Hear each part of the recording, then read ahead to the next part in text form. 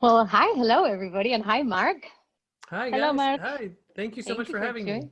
Oh, thank you Thank for you. coming. Yeah, Yes, it's very exciting to have you this week, and hi everybody who may be seeing this in, well, any platform around the world. I'm going to do a quick introduction, and then Élika and I will be asking Mark some questions. So let's get right to it. Mark Marino, for all of you who don't know, is an author, performer, and scholar of digital literature. His creative works include Salt and Mortal Sea, in collaboration with a bunch of folks like John Murray, Jolene Rock, Ken Joseph. Also, he made Marginalia in the Library of Babel, A Show of Hands, Living Wills, which Mark said is his best, but I'm not sure. And his latest, The Flight of the Code Monkeys, which is an interactive story where readers change the outcome by changing the very Python code upon which the piece runs. And he's also made a collection of interactive children's stories called Mrs. Wobbles and the Tangerine House. He, of course, is also internationally known for his NetProf activities, mostly together with Rob Whitting.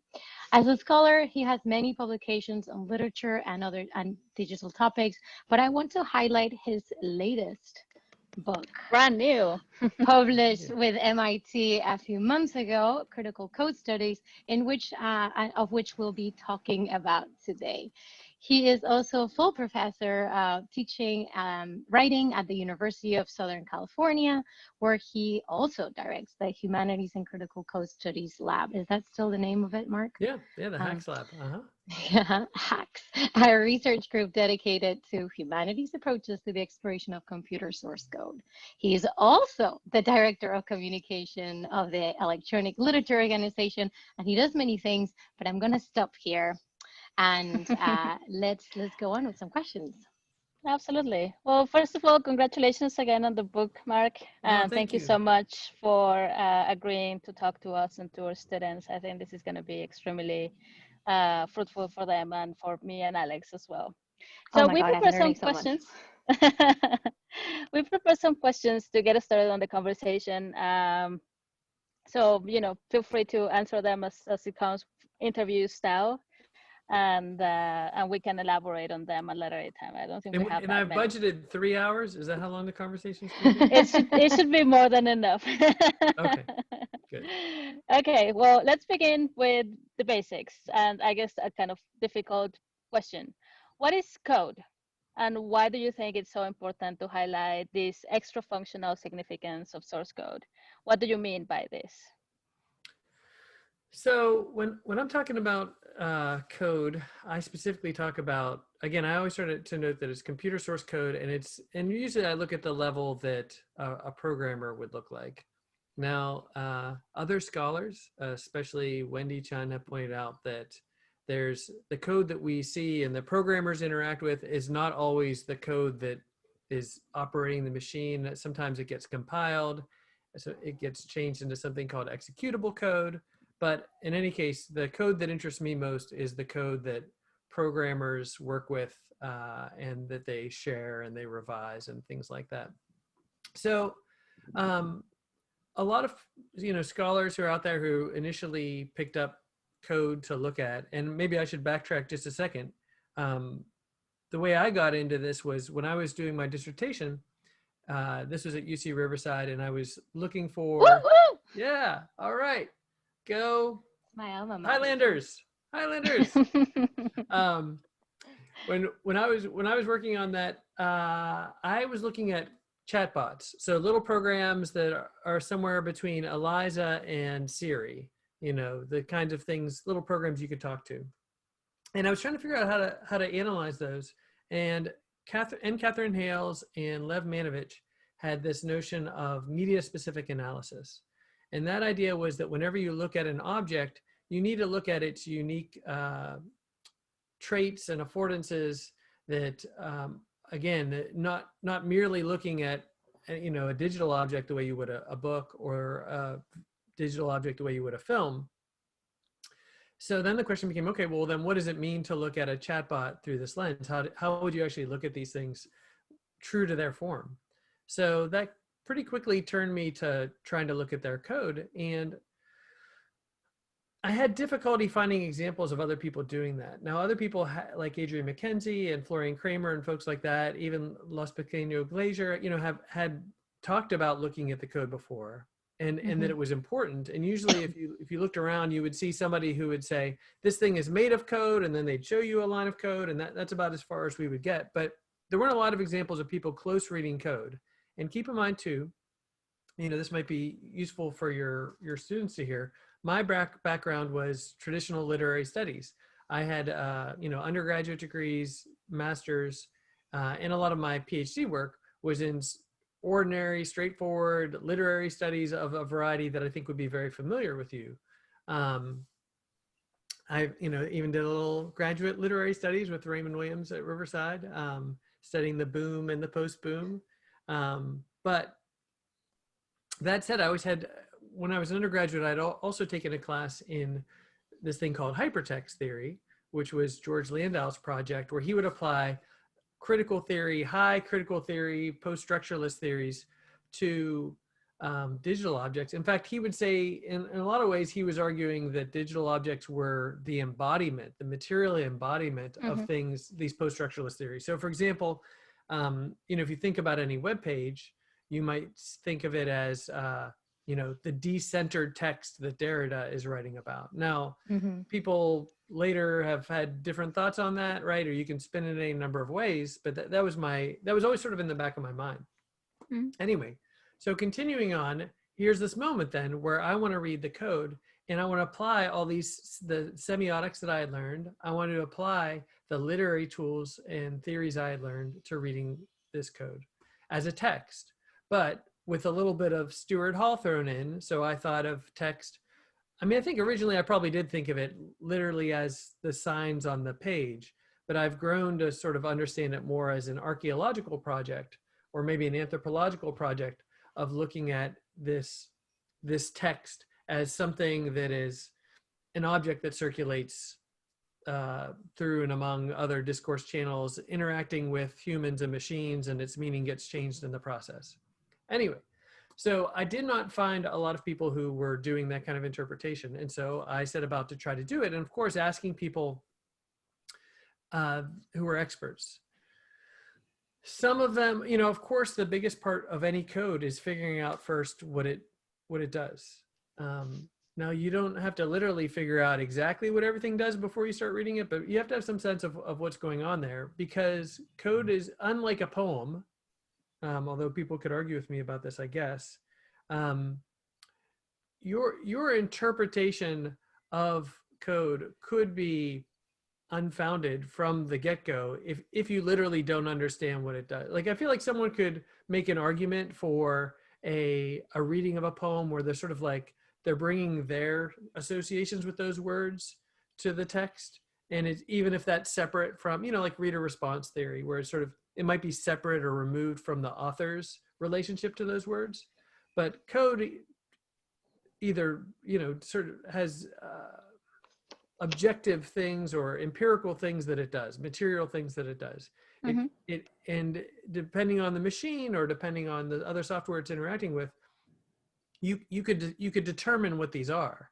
And if you're wrong about that, again, your interpretation is probably not so strong, obviously. So there's that one layer of that. So I would talk to people and they're like, okay, well, code means what it does. A lot of people like to just put code in the camp of J.L. Austin and performative speech acts, right? So it's language that does something.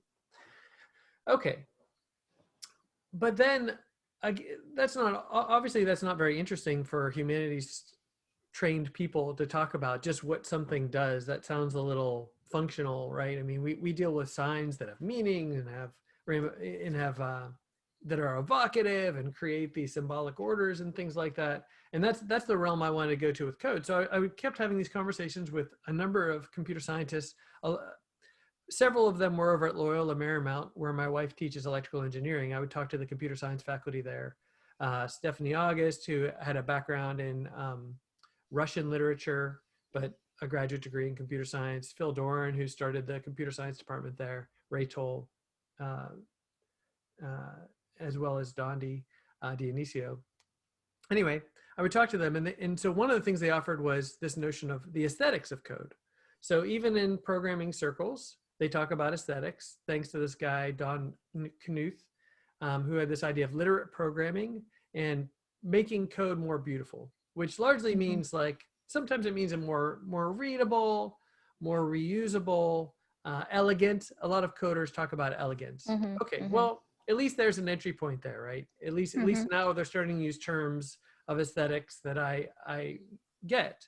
However, there's this weird thing that happens when you start to talk about aesthetics with people who teach computer science or programmers sometimes, and that's that not only do their particular biases come out, but a kind of, and again, I say this with all love, married to an engineer, a kind of engineering mentality comes out a little bit like there's a better and a worse, right? Or something is arguably more beautiful, right, than something else. Well, you know, we only have to go back to, you know, Socrates can help us out of that dilemma from a humanities point of view, right? Just to think about how subjective that is. But right away, that showed me, okay, well, aesthetics is being applied, but in a very kind of instrumental way that feels a little bit more like math or a little bit more like architecture or maybe engineering, really, and a little bit less like what we talk about. Okay. So the next step was my deep suspicion that came from being trained in semiotics that code must mean lots of things beyond just what it does. And so that phrase extra functional that's kind of been there since the beginning of this project, I always have to clarify, you know, the sentences after almost always clarify, not outside of, right? It's not beyond what it does, that what it does is very important, but it's growing out of what it does, and then it gets to be much more than that. So whereas some people would say, might assume that code is only interesting in its operations, again, bringing to bear all that we have learned about semiotics and about interpretation and about meaning and discourse and the interactions of all of those things with communities of actor networks, then we have this opportunity then to see how it comes to mean many, many more things. Anyway, that was a long answer to a short question. That's really great. And you still did not answer what code is, but okay. Yeah, well, that's because there are other people out there, I think, that I'll let do a better job. Like in other words, I could tell there's a way in which critical code studies could become something that speaks to maybe even lots of other sorts of systems that aren't computer source code, right? And if I were a particular kind of theorist, I think I could make that move. But really, I've got my kind of very practical glasses on right now, and I am looking at specifically, you know, those signs and symbols that are used in computer software or on computer digital platforms that act as an interface between the programmer usually and the machine. I guess that's about as narrow as I'd focus on right now. I guess if you don't mind, I'd like to deviate from the list of questions that we have and maybe ask you to explain a little bit the difference between like natural language and formal languages, like computational languages. Perhaps that can clarify to our students a little bit more the difference. Yeah, so natural language, and then, I mean, I'm not a philologist, but I would say, for me, it's between natural language and synthetic languages. So the difference between natural language and a synthetic language in this case is that the synthetic language is being subjected to some other automatic system of rules that is then parsing its functionality rather than interpreting its meaning. And so that's really clear. While there are a lot of English-like, you know, or natural language-like programming languages that are out there, starting with one that I wrote about in the book called Flowmatic, but it becomes COBOL, which is this language for business computing that Grace Hopper developed to get managers and generals to think about writing code, all the way to a language that's popular in interactive fiction right now called Inform 7. And Inform 7 is the seventh iteration of Inform. And you can write sentences in Inform 7 that say, the bathroom is a room, or the bathroom is west of the conference room, right? And the program knows what rooms are, and it knows what west is, or it has a system for interpreting. Actually, it doesn't know what those things are at all. It has no knowledge. It's software, but it has a way of parsing those things and translating them into the conceptual structures that you and I share about those as well. Now, unfortunately, you might want to say something like, there is a red door, and I'm going to screw this up. All the interactive fiction purists later will correct me on this, but you might, I found myself saying things like, there is a red door west of the conference room. Well, suddenly the program interpreted red door as a room instead of as a door, because that's how it deals with new things that are introduced in terms of the cardinal directions. So, right, so my brain was thinking, oh, this thing understands English. But really, this thing operated by parsing things that followed some English syntax into other things. And so, and that's where kind of a little bit of a gap, opens up. So again, sometimes it does help to think about code. To that extent, it might help for people to think about code more in terms of math than in terms of natural language, except there are all these ways that like natural language creeps into code, and all these ways that, again, it operates in an ecosystem, in an environment that's surrounded by natural language, right? And everything from the comments, people put comments in code, right? So, your students might be familiar with this sense that you might put, like in JavaScript, you put a little two forward slashes, and you can write a note in natural language, and the computer doesn't interpret that code.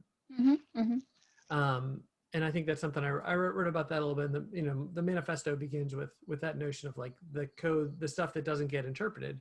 But there are variable names and there are function names that also are in English.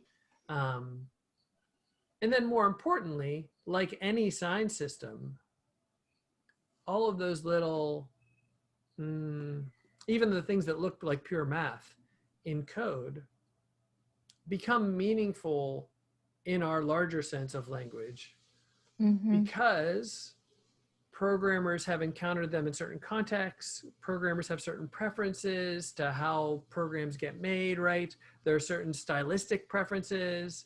Languages have weird quirks. Certain types of coding have a larger history. So over time, even the things that are completely devoid of any natural language come to have those sorts of associations that you and I might have when we come across natural language. And I guess, like, if I were to draw an analogy, it would be to say, think of any room in your house, or maybe most iconically the kitchen, right?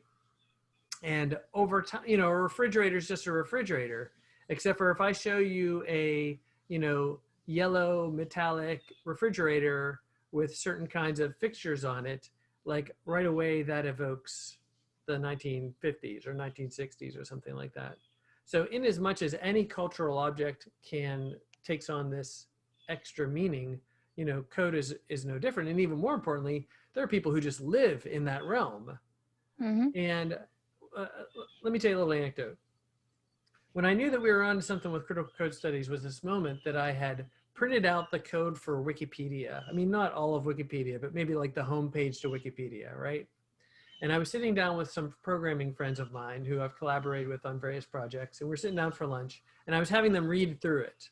And these were folks who were like, they had sort of been there at the start of the internet, helping like major companies develop websites and things like that. So they were talented programmers, and they're reading through this code of Wikipedia, and they just started laughing. And I said, "Oh, what are you laughing at? You know, is there some sort of joke in the code there?" And they said, you know, nobody would ever write code. You know, like, this is such a stupid way to like do this code. Now, I've come to know that attitude, or in the book I call it like encoded chauvinism, because I realized there is, I mean, they weren't programmers, but there's a sense that there's a certain kind of like jockeying for who can write the best code that affects code culture a lot.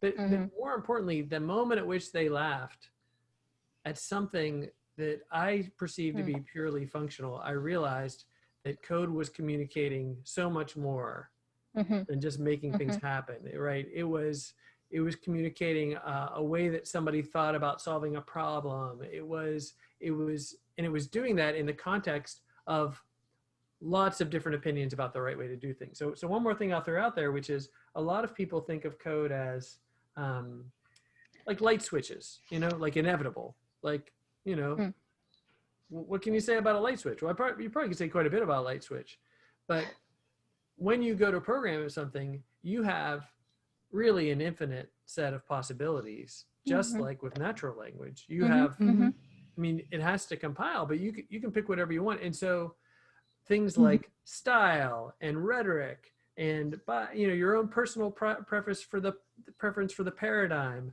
all sorts of things come into play in meaningful ways. Yeah, and I think that you basically answered our question regarding semiotic systems of signification and connotation and denotation and how that applies to code. And you've talked a little bit about sort of code culture, but maybe turn it around. How can culture be understood in relation to code more generally? Well, back in the day, I thought that I was finding the secrets to code, like, or the secrets in code. Like, you could, you know, if you just found that one line, you would understand something deeply, or you would be able to reveal the truth of the program, right? And that's not going to happen? Well, sometimes it happens. You know, when we were doing a reading project and we were reading this literary work called Project for Tachistoscope, and I was hunting around in the code, and I found this is a flash piece that flashes one word at a time at the reader at a rapid rate, and is very hard to take in. You know, the story itself is more of a fable that's fairly, you know, it's almost like a Borgesian fable, or you know, like Cortázar or something like that. But I mean, like, it's, you know, a pretty straightforward tale, but it's hard to take in. When I hunted around the code and found the file that had the text that I could just read like a document, you know, to me that was a discovery. When we found that there are these little words, this is spoiler alert, but there are these little words that flash in between the words of the story, and you can barely perceive them. When we found that whole list, and we found that all of those words were referred to not as subliminal words, but as spam, or they referred to as both, then yeah, that was the secret. To me, that was like Raiders of the Lost Ark moment. It was like total treasure discovery. But as, you know, I've grown up with critical code studies, or it's matured, I guess, I've come to understand it more as, again, more like the archaeologist or anthropologist who finds the spoon and is able to see the culture through the spoon, right? So it ends up being an entry point. So an example for this might be the 4th chapter of the book, I believe it is, when I look at the source code that was involved in this ClimateGate scandal. So, oh yeah. So ClimateGate was this moment where someone had hacked and found this code that these climate scientists were using to really just to graph their results, as it turns out. But it seemed like it was their, you know, here's climate software, and they found phrases like fudge factor, right, in this code. Well, you know, every climate denier and his brother, right, was out there on the blogosphere saying, wow, look, we've exposed everything, you know, we've shown the lie that is climate change. Well, you know, people can read the chapter, but I mean, it essentially, it turns out that that's not what that code was doing at all. It was like adjusting for a data discrepancy in the tree ring record. I mean, to be honest, it was literally just adjusting this graph and while they were trying to reconcile two data sets. And they eventually do it, but at the time they hadn't quite done it. So they had to make it an adjustment just so that they could graph things out in a way that made sense, right? Okay, well, I can explain to you how that code works, but what's more interesting is to talk about the ways people use code in that moment to make certain points, you know, in the way in which code became this like political football, right? To either suggest that here's the smoking gun for the climate change deniers to prove their point, or for other people to say, well, no, look, you know, this code is literally being misread and misrepresented. Uh-oh, Alex just made a sign that says she can't hear me anymore. Élika, can you still hear me? Okay, but you're muted. I can hear you, yes. Okay. Alex, did we lose sound with you? Okay. Okay. Must be the headphones or so. You can hear us without the headphones. Sorry, Mark, can you talk now? Yeah. Can you hear me now? Yeah. No, it's my computer. So it's not my, oh, bummer. I'm recording, so I don't know, but it's like there was like a loud beep and now there's no sound. Can you hear me though? We can hear you, yeah. Yeah, we can hear you. What do we do? Do you want to pause the recording? Why don't you pause the recording?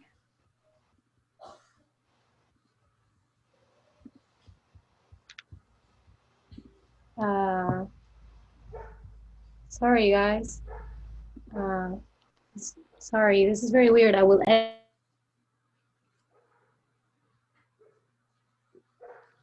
Now you okay. Now it's working. Okay. Well, Okay. Sorry. we can edit this part out. Yeah, no Or no, for and leave it for posterity. like the fun of like posterity and working with Zoom, which like kicked my headphones out on my whole sound, whatever. Okay, sorry about that, folks. No problem. Back on track. Anyway, yes. but then that little anecdote, again, it's not that the goal of critical code studies isn't to understand code better, really. It's to use code as an entry point to understanding, you know, cultural moments. And so Yes. back in the day when there was in 2010, we hosted our first critical code studies working group, to which all of your students are invited. It's a biennial event that will happen again in 2022 online. We just had one in 2020. Nick Modfort, the electronic poet and artist, who is a collaborator, more like a creative discussant counterpart friend, I guess might be the best way to say it. Anyway, he came, and one of the parts of the working group is we invited people, this was Jeremy Douglas's idea, to find little code snippets and to paste them, you know, post them on the message board, and then just to invite people to analyze them. So people would find an interesting piece of code that they wanted to write about and just say, okay, what can we say about this? And really, you know, we're still in this moment, which is kind of exciting, where, you know, a lot of times we just don't know what we're going to be able to say about it. Anyway, he posted this one line of code in BASIC that was written for the Commodore 64. And he said, he invited people to comment on it. Well, this line of code has almost no English in it, you know, no comments. It's literally one line long. And what this line of code does is it prints a pattern on your screen that that looks like a maze-like pattern, and it's randomized. So it's some sort of random maze pattern, assuming you're using a Commodore 64. So either you're living in the 1980s, or for some reason you have this old machine, you know, you're Laurie Emerson and you have the Media Archaeology Lab. So you go in and you run this. Anyway, he posted this, and I thought, oh man, Nick is trying to sink this whole operation. Like he's figured out a way, right? He's exposing the lie that is critical code studies by saying, you know, kind of like interpret this, right, as some sort of, you know, rap challenge. And Oh, and I no. say that because Nick does in fact rap It and does do rap, yeah. rap challenges. But in any case, We are aware. yeah. So so in any We case, love you, Nick. we love you. We do, absolutely. So at some point I had to call him up because I tried various ways to kind of, to be honest, a little bit flippantly to interpret it. Like, oh, the forward slashes remind me of this or that. And he'd be like, they're not forward slashes, they're diagonal lines. And I'm like, why are we, we're splitting hairs here. But as we pushed forward, we eventually found some ways to talk about that line of code. For example, I talked about it in one article as similar to, I asked myself, who else would know how to make this pattern happen? And I quickly was led by other people to people who work in textiles, right? Mm. And so then all of a sudden, coding work looks like textile work, or even looks like stitchcraft, right? Because those are other people who repeat patterns and then see how a larger pattern emerges out of small repeated choices. So suddenly that was interesting to me to sort of think about code in this way that was not traditionally associated with it. Think about its connection to stitchcraft. And then anyway, we invited some other people. Some other people started talking about it. And before I know it, all 10 of us were writing a book that we now refer to as 10 Print. And, but like I said, those 10 authors were all coming at it from such different perspectives: computer science, art, literary studies, design. We even used dance as a way to approach this code. And the code became the text through which we were able to discuss, lots of important things in technological culture and beyond. But at the same time, I do think we couldn't get there without also deeply understanding that code and how each piece of it operated. So Sure. one of the fun things about looking at code, just looking at any cultural text, is, every bit of historical work you do, every bit of ethnographic work you do, every bit of archaeological work you do around that piece of code pays dividends, whether that's giving you insights into the programmers and how they thought of the code, it's the code's development, the platform it operated on, but maybe more significantly, again, going back to that climate change example, the cultural moment out of which this code was born and through which it circulates over time and how that changes the meaning. Like, again, it's just the more you learn about that, the richer your experience interpreting code can be. Yeah, absolutely. And what you're saying about the textiles is a really great way of going into the next question. In the manifesto, you talk about direct and indirect encounters with code. I guess, when you read directly the code, or when you're reading how it operates and what the result of the code, the functioning of the code ends up being. What would you say is what can be gleaned from each of these approaches, and what is I guess what is really great about each of them? Yeah.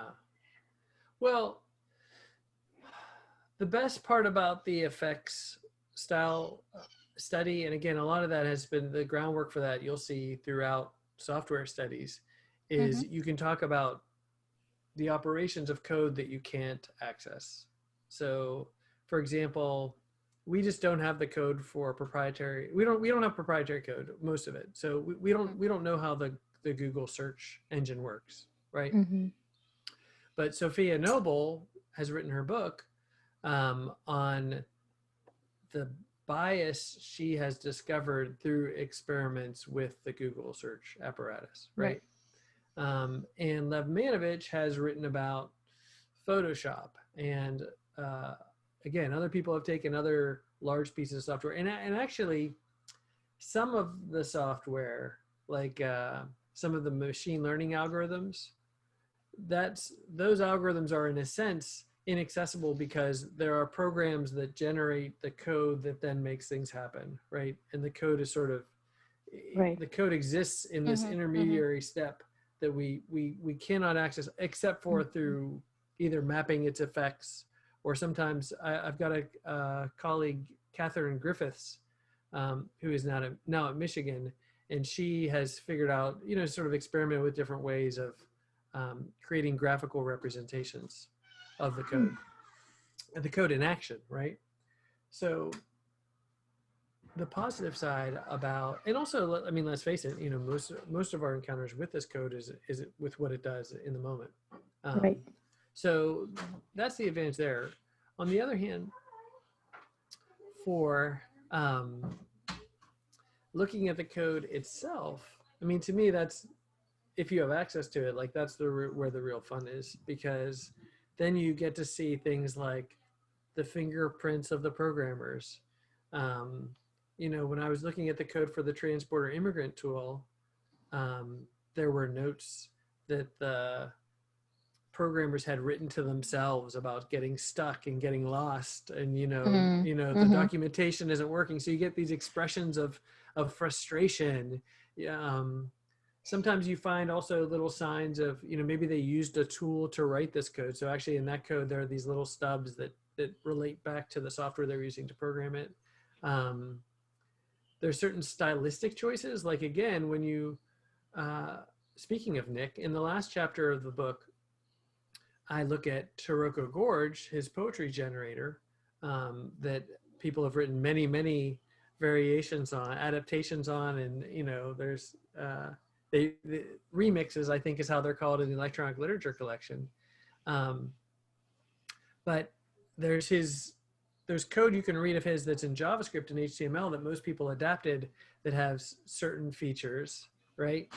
And then there's the code that he wrote in Python, the original, that has certain features that show like a very different aesthetic. Like he's got a really a minimalist aesthetic that's in a lot of his works, where he's trying to use as few characters as possible. And so, in as much as programmers often equate that with elegance, this concept, this aesthetic concept of code, then his arguably the original is much more elegant. Just like you might, if you know a piece that's in Spanish and then you see the translation, right, you go to the original and you're like, oh my goodness, this thing is even more incredible in its original language. And then another thing I want to point out about that was that I talk about a little bit in that chapter is he's got a special flag that happens when a certain word shows up in the generator that cues this line that sometimes involves monkeys. And the people who remix it don't always know that it's there. And so if you looked at their pieces, you wouldn't even know, like, in fact, in J.R. Carpenter's first version of the work, Gorge, I believe it is, she leaves the monkey in there, but it just doesn't do anything. Like it never gets triggered. So the word monkey doesn't show up in hers. But in other works, people like really carefully, including Flourish Clinks and lots of others, people's like that monkey triggering is something that becomes so important. Then when we get to Andrew Plotkin's version of it, he quotes this conversation from a dinner with Nick and his partner, Flourish Clink, where she's talking about her reinterpretation.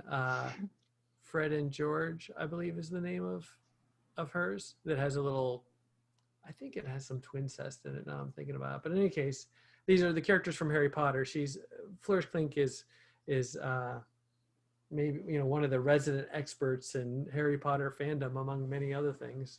So she, of course, she did a Harry Potter themed Taroko Gorge. And somebody asked her in the conversation, what's the monkey? Or do you have a monkey? And what is it? And again, like, we're talking about the kind of joys that people probably get from traditional textual, like manuscript style studies, right? Like you just, like once you're so deeply inside, even the study of books and printing and things like this, I'm thinking about Jessica Pressman's new book about bookishness and things like that. Like she certainly finds these pleasures in traditional printed matter. And I would say those same sort of delights and discoveries, you do find them in code, right? And then they give you little, because once you understand the larger context, they give you like these nice little ties to the humans that were involved. the biggest discovery about code that Jeremy Douglas helped me articulate is that ultimately code is made out of people. And the more you go at it with that perspective, the less you think of it as some foreign language, foreign or even foreign realm of signification that you just couldn't, a lot of times you think, code, like what could, I don't even know what that does, right? If you haven't learned the language. But the more you realize that it's like, it's not only is it made of people, but it's made so that people can communicate with other people, right? And once you have that, then suddenly it's much easier to accept it as a semiotic system that we can play with, Right. So let's think about the people then. Let's think about it from a different angle, from you as the person, right, who authors works of code and creative code. So tell us about your recent flight of the code monkeys. Why make this piece of interaction or interactive fiction where we can change the actual code of the work? Why? Yeah. So let's talk about creativity and the people. Yeah. So knowing that I'm the person who's promoted this theory of critical code studies, it's awfully tempting for me to, hide things in the code of my works. It is quite possible that there's things hidden in the code of living will that someone could find. I don't know, I'm using air quotes for all of those things, but anyway, but when, I think it was last summer I came across this platform. So a little bit of background. There's a programming environment for programming Python called Jupyter Notebooks. And it's something, and Jupyter Notebooks in themselves allow you to do those little tricks that I do in Flight of the Code Monkeys, which is see code running in real time. So right. you can imagine you could write a textbook about code and you could have little pieces of code and you could see how it runs. So right away, this is like amazing from the standpoint of critical code studies. Like no more am I explaining what code does in a textual document that like print, but here like we can press compile and we can now see what it does. So then I came across Collaboratory, which is what Flight of the Code Monkeys works on, which is Google Docs for Jupyter Notebooks, which means that you and I could work on code together. And there are lots of other platforms that do this. Microsoft has one, and there are a bunch that are out there. But now we could see code working in real time in a document, again, where the code is live. So I started playing around with that a little bit and quickly came across this notion that it would be fun for me to write a work from the standpoint of someone who's essentially debugging code.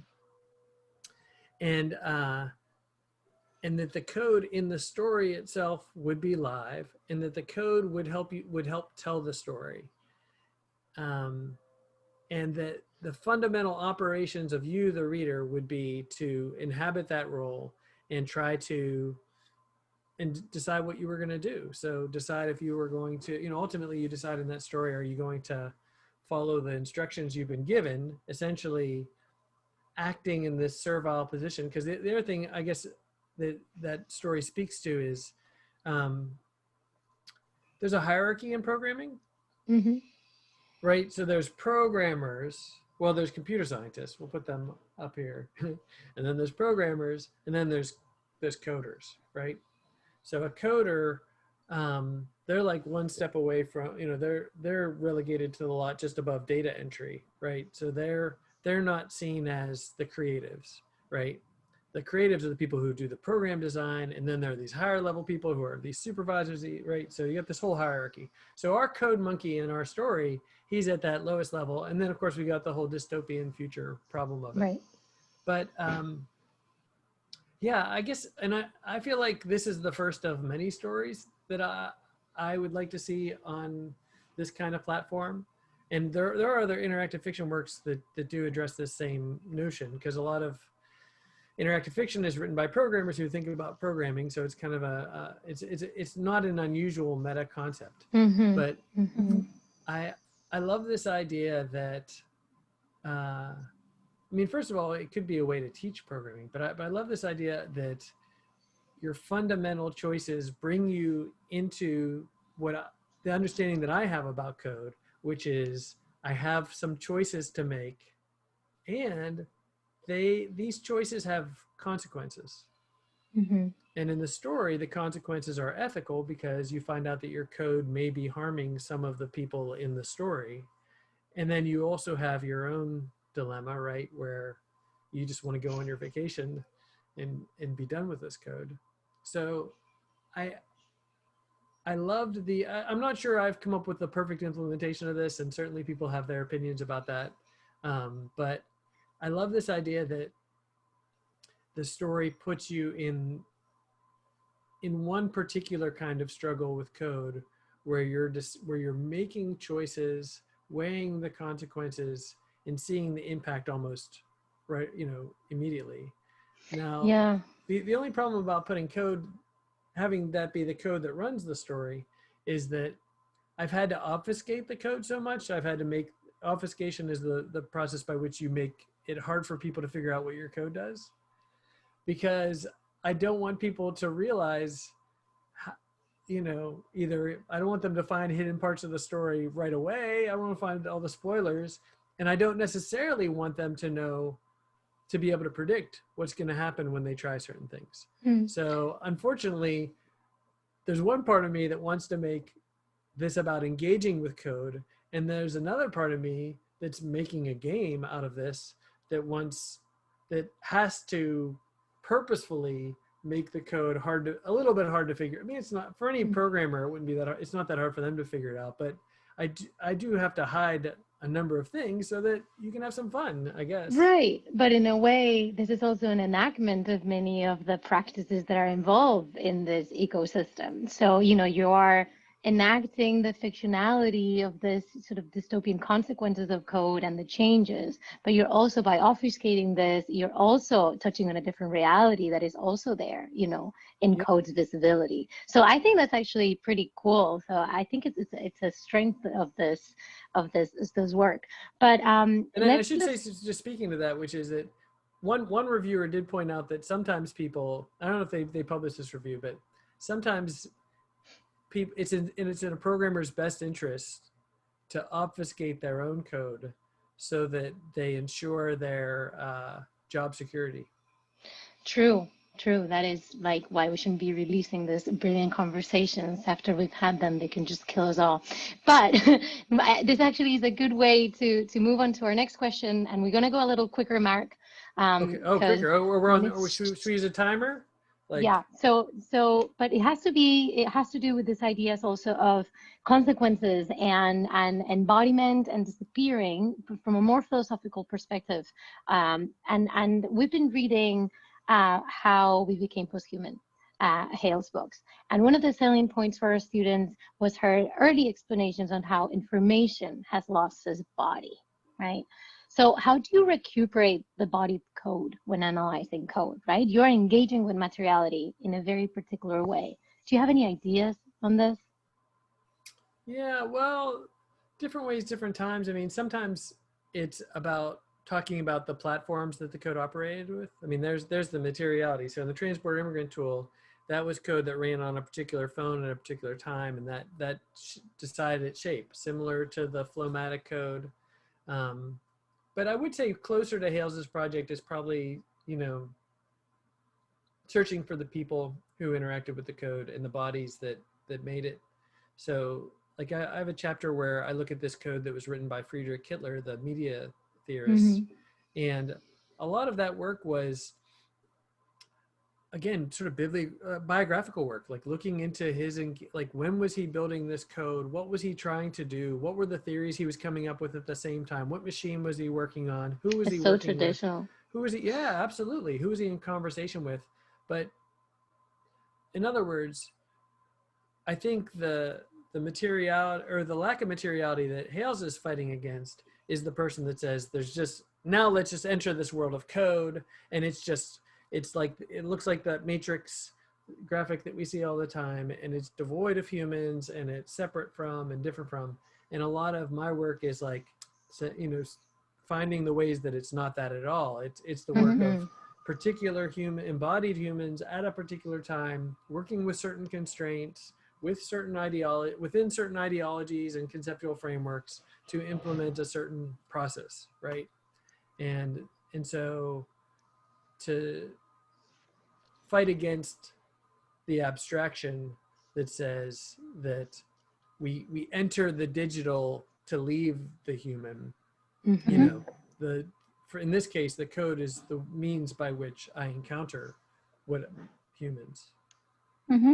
That's so great. And with this, we have one last question about your NetProfs, because all of that is about performance that we tend to understand as a very bodily, very present, requiring presence, I guess, or some kind of co-presence. So what can you say about the NetProfs and how they speak to this matter of a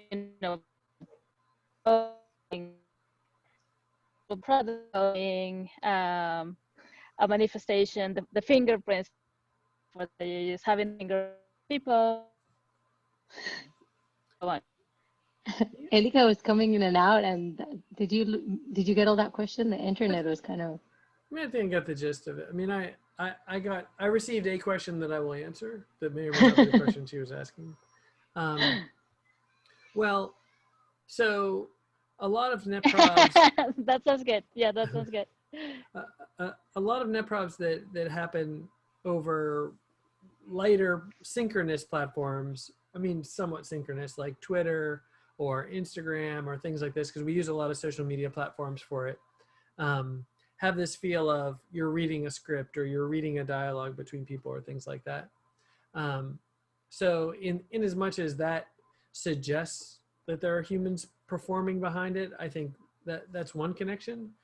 I would say probably the deeper one that really is at the heart of NetProv, though, is the human reemerges in the improvisation, the spontaneous collaboration. Right on. That's unpredictable, that comes out of the moment, the engagement with the moment, our particular historical times, whether we're doing fantasy spoils that are D&D parody, and it seems like in our simulated dungeon crawls or adventures that maybe all of these sad students walking around this imaginary space, maybe they're actually dealing with pandemic quarantine, right? And it's just coming out of that moment.